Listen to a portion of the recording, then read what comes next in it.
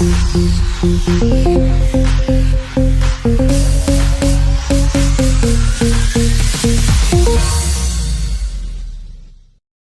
up, everybody? How you doing? Bobby Simmons is in the building. And as you can see, in the place to be, sitting directly next to me, ladies and gentlemen, it's the one and only Yvette Rovira's in the building. Wow, that was an introduction. Come on now. Come on. I'm applauding. Please take your bow because I'm applauding. Ladies and gentlemen, you know, I've been in this industry for quite some time. And the face you're looking at right now, this young lady, we worked together. And the first time I met her and heard her sing, I said, well, I didn't know she was getting ready to go solo, but I knew she had something that she was getting ready to do something. And she's here in the building to share that with us. Thank you so much, Yvette, for coming in the building for me. God, thank you so much for having me. Hang for a little bit. Can you hang for a minute? Yeah. We got Yvette in the building. Y'all don't move nowhere. She got a lot to talk about. And also, she's working with some people. They make fun of me because I make fun of her name. We'll be back. Don't disappear. Check it!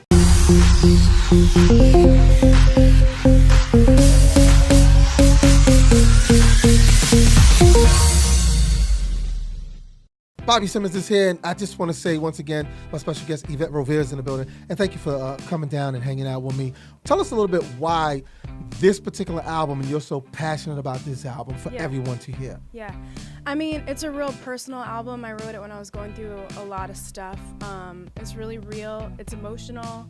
It's funny because I was going to do like a summer release. And I was like, this shit is too sad for the summer. Right. So that's why I'm going to release it like soon in the winter and whatnot. But it's even though it's sad, there's definitely a lot of hope in it, and there's a lot of really beautiful harmonies. And I think, you know, from my last album, when I released my last album, it was 12 tracks, but that was when people were still doing like these full albums. And I think that now there's a lot of power in just like a short statement. I think also people's attention spans are different now. Oh, yes, exactly. Yeah. So, it's definitely, and also there's just been so much growth in my songwriting and artistically, I think, from when I wrote my first album to now. So I'm just more involved in everything creatively and artistically, and it was really just me and the producer that wrote everything together, and that's why it's so personal. And speaking of producers, tell us who you work with now. Are these in-house people, or were you able to reach out to like people in the music industry? Because you've worked with a lot of people. You're not a new face or a new voice to some people in the music industry. Yeah, I've done a lot of background work this year, especially for some reason, more so than ever. But yeah, I mean, for the past couple of years, my first like kind of big artist that I did was Slick Rick for a while. Right. Then I did Big Daddy Kane. We did like albums together. I remember that. As a matter of fact, when Kane put the band together and stuff, you went out. Yeah, I remember that. I actually saw one of the shows y'all did too. So I still play with him. He's the best. Right. He's really the best to work for.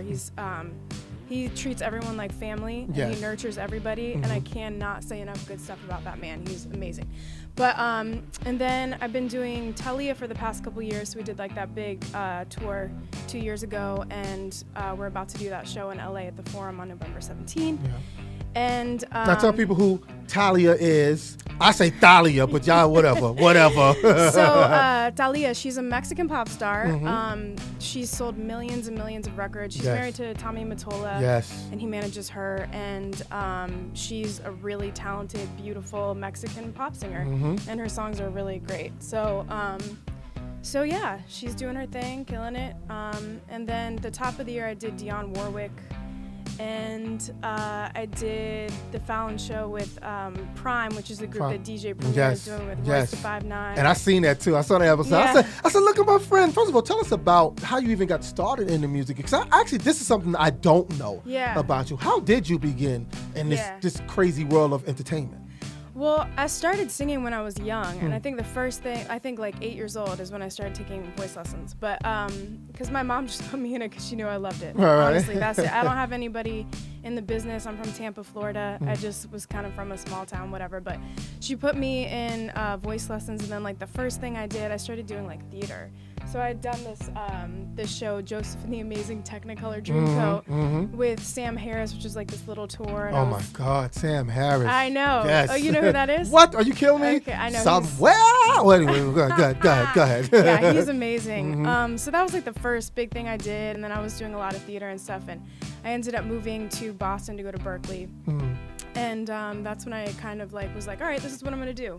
So I studied songwriting and business there, and then I moved to New York right after that. And literally the first gig I got was singing background for Heather with you. Wow! Yeah, oh my that goodness! That was when I first moved to the city. That was like the first month I was here. And did you fall in love with New York? Because actually, you've stayed here, I guess, I've been and here, tug it for out. a little bit, yeah. You know? Yeah. I mean, because the music industry is really something hard for anyone to break in. Yeah. And I also want to speak because I'm a supporter of everyone. I'm a supporter of men. I'm a supporter of women, but I'm a huge supporter of women. Yeah. Because of the fact that I've worked with a lot of people in the music industry, women industry, and I watch how hard it is for some women to break into the music industry. Yeah. How was your journey coming into this industry? I mean, it was to the point that, and I have to say this, I'm sorry, people can get mad if they want to. Yeah. Is it that most executive, particularly men, didn't see you as the type of artist you seen yourself? You know, the funny thing is, I never really cared about being mainstream ever. Like, always my goal with singing was always to do my best and grow and learn and try to be the best vocalist that I could be. Right. And try to, like, contribute in a positive way to anything that I do. So I definitely have met really, like, slimy, sleazy, excuse my language. No, you got, girl! And so it was not, and because, you know, my intention always with music has been like from the heart. I never cared if I didn't get a label deal with one of those people. Right. Not to say that everybody's like that, because not everybody's that. But I've definitely. But you don't want to be in that club. Yeah. Sorry. I don't want to be in the Me Too movement. Exactly. Thank you. Exactly. Right. Let's talk about the new music. Let's talk about the growth. Let's talk about the single. Let's let everybody know what it is real quick. Yeah.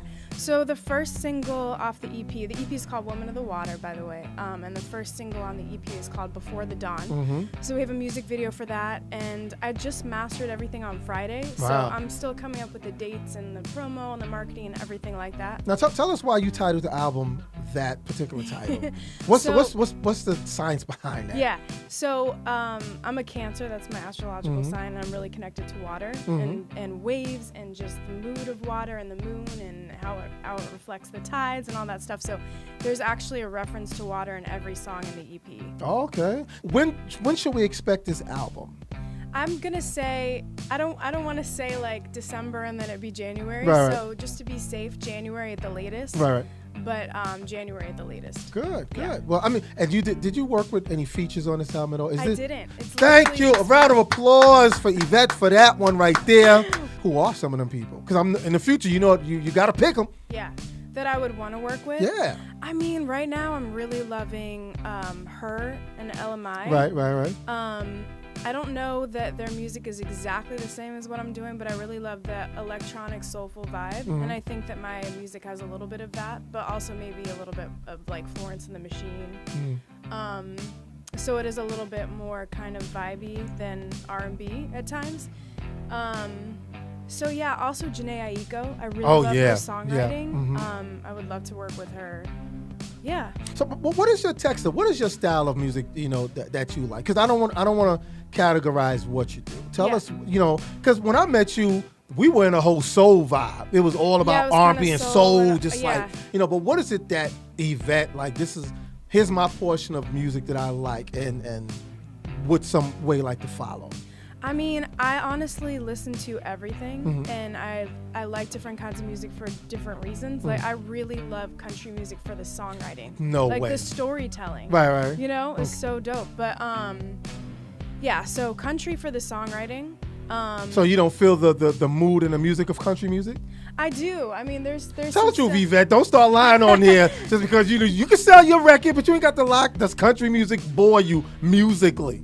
No. Oh, don't? No, Okay. it doesn't. I mean, I'm a little old school when it comes to who I like. Like, Garth Brooks is always going to be my favorite songwriter. Right. And I do like, I actually do really like Shania Twain. Oh, my God. No, don't be mad at that because really I do too. Lately, I do. I've just been getting back into her a lot. Right. That's Still a One. I love that song. Yeah. I just love that. Yeah, It drives me crazy. I know, it's so good. When I hear that song. Yeah. Just the mood of everything from the guitar and the way, she just lays in. I love that song. I just love it. And all her music's really beautiful. And she writes all of it, too. Yeah, So she's a really great songwriter. so who inspires you to write the way you write?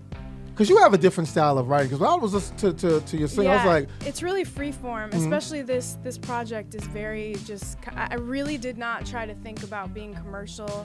I really just wrote from the heart and tried to experiment and do something new. Because everything kind of starts to sound the same and people just copy each other. Right. So...